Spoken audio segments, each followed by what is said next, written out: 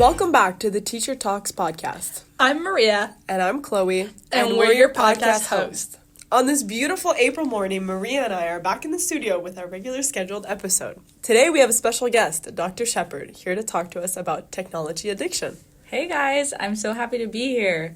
I have a lot of cool information to share, but I'm also excited to learn about your perspectives as teachers.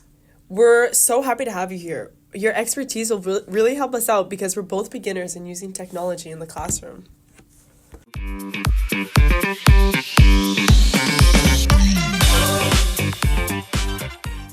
Okay, let's get into it. In our technology-driven world, we have been trying to take advantage of the resources around us in the classroom. One of the ways we have done this is through podcasts. They're engaging, adaptive, and students love them. They are so easy to make, so it's a perfect introduction for teachers who are kind of apprehensive to using digital aids. We also love them because they're a great way to bring experts into the classroom. Experts like you, Dr. Shepard. That's a great point, Chloe. To add to your list of benefits, by incorporating podcasts into the classroom, educators can provide students with audio resources that help reinforce key concepts and information which align with the foundational levels of Bloom's taxonomy, remembering and understanding. Whether it's a historical narrative, scientific explanation, or literary analysis, podcasts engage auditory learners and support comprehension of complex topics.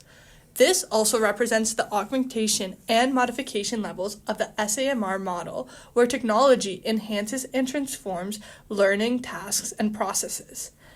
Technology can be a great tool in the classroom, but Dr. Shepard is here to talk to us about some of its possible dangers.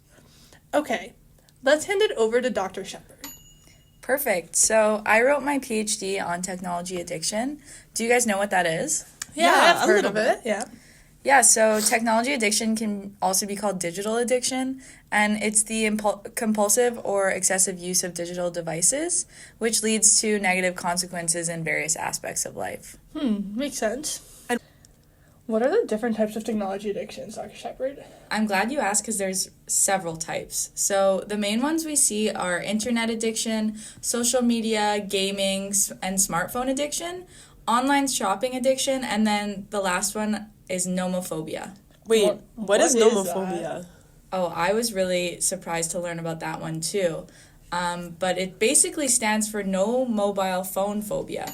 And it refers to the fear or anxiety of being without one's mobile phone. This can lead to compulsive checking of your phone and even use in inappropriate or dangerous situations, like, for example, when you're driving. It's actually a really scary thing to learn about, I found. Wow. Oh, wow. So there are lots of negative consequences I see. Can you name any more? Definitely. Research has shown that this can look like diminished impulse control, increased distraction, social influence, and satisfaction. Can you go a little bit more in depth about those? Yeah, certainly.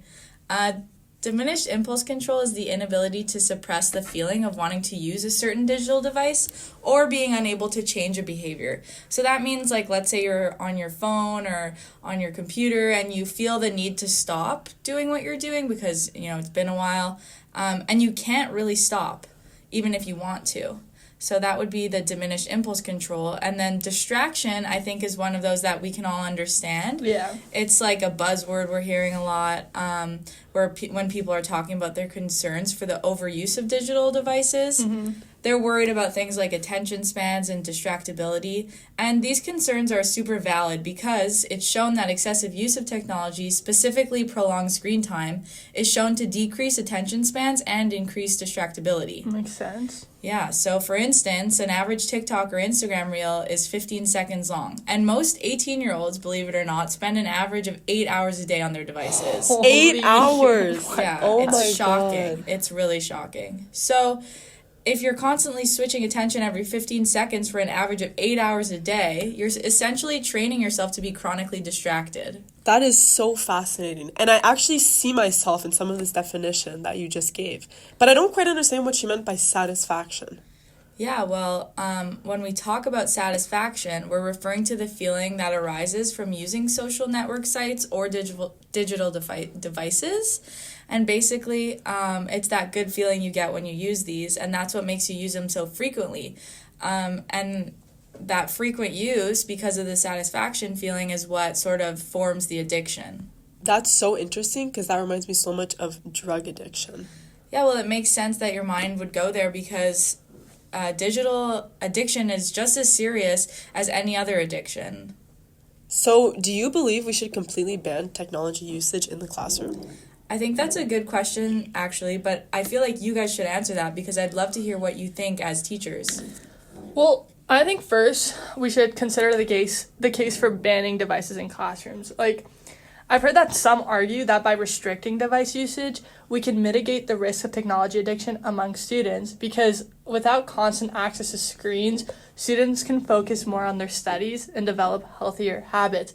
But on the flip side, there's an argument for using devices in classrooms as a means to address technology addiction. I think instead of banning them outright, educators can integrate devices into the curriculum to teach students about responsible technology use and help them develop digital literacy skills. That's really interesting. We also have to think about the fact that banning devices promotes real-world interaction among students, fostering communication skills and collaboration. However, using devices can also enhance collaboration through online platforms and interactive tools, preparing students for the digital age. Ultimately, it's about finding a balance. Whether we ban devices or use them in the classroom, the key is to promote responsible use while maximizing their potential for enhancing learning outcomes. You make a great point here. I think technology is a part of our world whether we like it or not, and it's important for us to take the good from it and leave the bad. Technology has empowered our world to achieve so many things, and I feel it's so important that we give that tool to students. So I'm glad to see teachers like you with that mindset. I really like what you said there, Sophie. But I also believe that by leveraging the SAMR model and using the benefits of technology to their advantage, educators can create transformative learning experience that go beyond the limitations of traditional teaching methods. For example, using interactive simulations, virtual reality, or collaborative online platforms can redefine how students engage with content, fostering deeper understanding, critical thinking, and creativity. I really love what you guys are saying. But I really just can't help but wonder about the successful implementation of technology in the classroom, considering how overwhelmed I'm hearing most teachers are these days with a lack of support and resources. What do you guys think about that? I think a big obstacle to this is that the school boards don't have time or don't prioritize training teachers on how to use technology. But the good thing is that podcasts are really simple to produce and to use in class. One simple technology education lesson on a PED day, for example, could help most teachers figure it out. The big thing is knowing how to use them effectively. If you think about it, it's not as complicated as it seems. Swap out a documentary, which we have been using in classrooms for years, with a podcast, then give students a question and answer sheet, and you're set. Podcasts have been growing in popularity, and there's a reason for that. They are helpful for many students, especially second language learners, because it allows them to simply listen, which helps them familiarize themselves with the language.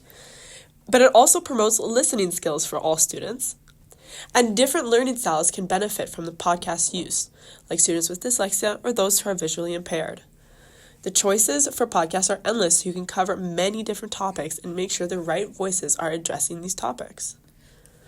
I'm really impressed with how much you both really thought this through. You both have great reasons for using podcasts, like you said, helping diverse learners be included and broaching interesting and important topics. I think keeping in mind the dangers of addiction and maybe incorporating that into a lesson plan so students can be aware of what digital addiction looks like would be really helpful before introducing tech into the classroom. Mm-hmm. Yeah, thank you so much for your input. We would love to have you in our classroom to talk to students about this growing issue. I would be really happy to do that. We should set up a day soon. Thank you so much for having me, you guys. I learned a lot, and I hope you guys feel more comfortable broaching this topic with your students now. Thank you, Dr. Shepard, for joining us on this week's episode of Teacher Talks.